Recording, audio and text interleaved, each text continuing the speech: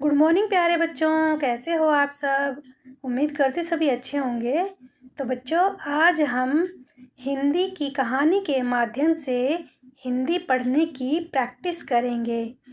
तो बेटा, कहानी में सभी तरीके की मात्राओं का यूज़ होता है और हम सभी मात्राओं को पढ़ने की अच्छे से प्रैक्टिस कर सकते हैं, उनका अभ्यास कर सकते हैं कि किस मात्रा का कैसे यूज़ होता है और वो जब किसी भी शब्द के ऊपर लग जाती है तो वो किस तरीके का उच्चारण करती है।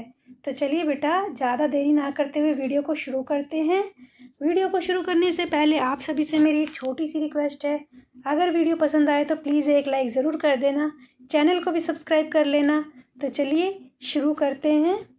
तो यहाँ पर देखो बच्चों, यहाँ पर लिखा हुआ है, बहुत समय पहले की बात है, एक गांव में एक दर्जी रहता था।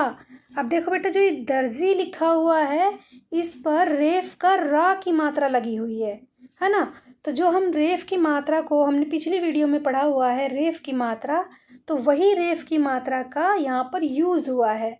तो कहानी में क्या है कि बेटा सभी तरीके की मात्राएं आती है, तो हमें इसलिए कहानी को ज़रूर पढ़ना चाहिए। हिंदी पढ़ना हमें आना चाहिए, हमें उसका प्रैक्टिस और अभ्यास करते रहना चाहिए। आगे चलते हैं। और उसके पास ही जंगल में एक बूढ़ा हाथी रहता था। हाथी बहुत ही दयालु किस्म का था। अब देखिए, जो किस्म लिखा हुआ है इसमें आधे सा का यूज़ हुआ है, ठीक है। तो हमें इस तरीके से कहानी का अभ्यास करते रहना है। वह हाथी किसी को भी नुकसान नहीं पहुंचाता था। एक दिन वह हाथी गांव में खाने के लिए आया, तो उस दिन दर्जी का दिमाग खराब था। उसने हाथी की सूंड पर सुई चुभा दी।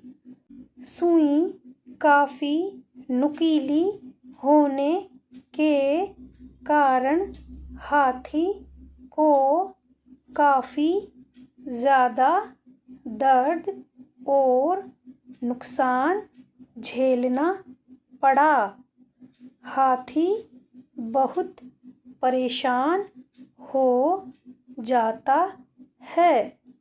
दर्जी को सबक सिखाने के लिए हाथी अपने दिमाग में कुछ सोचने लगता है। तभी हाथी को एक युक्ति सोचता है और हाथी एक गंदे तालाब के किनारे जाता है और अपनी सूंड में बहुत सारा गंदा पानी भर के लाता है और वह अपनी सूंड में भरा सारा पानी दर्जी की दुकान पर साफ सुथरे कपड़े और दर्जी के ऊपर फेंक देता है और उसकी दुकान गंदी हो जाती है और दर्जी की सारे कपड़े खराब हो जाते हैं, जिससे दर्जी बहुत दुखी होता है और वह समझ जाता है। उसके बाद दर्जी और हाथी से माफ़ी मांगता है और हाथी को केला खिलाता है। हाथी वापस फिर दोबारा से जंगल की ओर चल पड़ता है। तो बच्चों, आपने देखा ना किस तरीके से दर्जी ने हाथी को परेशान किया, जिसकी वजह से हाथी को बहुत ही दर्द और नुकसान झेलना पड़ा। तो हमें ऐसा कोई काम नहीं करना चाहिए जिससे किसी का दिल दुखे या फिर उसको नुकसान पहुँचे। तो बेटा, इसकी जो सीख है वो भी एक बार हम देख लेते हैं।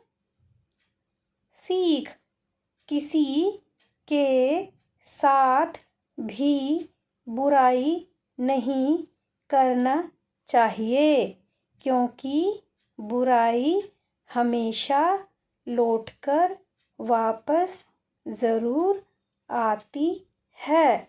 तो बच्चों, सीख में भी यही बात बताई गई है कि हमें कभी भी किसी के साथ बुरा नहीं करना चाहिए। अगर हमने किसी के साथ बुरा किया या बुरा करने की सोची भी, तो वापस से वही हमारे साथ हो सकता है। हमें भी किसी ना किसी बुराई का या नुकसान का सामना करना पड़ सकता है। तो इसीलिए हमें कभी किसी का बुरा नहीं सोचना चाहिए, किसी को नुकसान नहीं पहुंचाना चाहिए। तो बच्चों, ऐसी ही कहानियाँ आप भी पढ़ कर के, लिख कर के देखिएगा। आपको हिंदी पढ़ना बहुत आसानी से आ जाएगा। इसमें सब तरीके की मात्राएं आती है, जैसे छोटी ई, बड़ी ई, ए, ऐ, ओ, सब तरीके की मात्रा आती है। तो हमें सभी मात्राओं का पता चल जाता है कि ये कौन सी मात्रा है और इसको किस प्रकार से पढ़ा जाएगा। तो आप भी हिंदी पढ़ने की प्रैक्टिस ज़रूर कीजिएगा। तो उम्मीद करती हूँ आज की कहानी आपको बहुत अच्छी लगी है। अगर वीडियो पसंद आई हो तो प्लीज़ एक लाइक ज़रूर कर देना, चैनल को भी सब्सक्राइब कर लेना। तो मिलते हैं अगली बार ऐसी ही मज़ेदार कहानी के साथ। जय हिंद, जय भारत।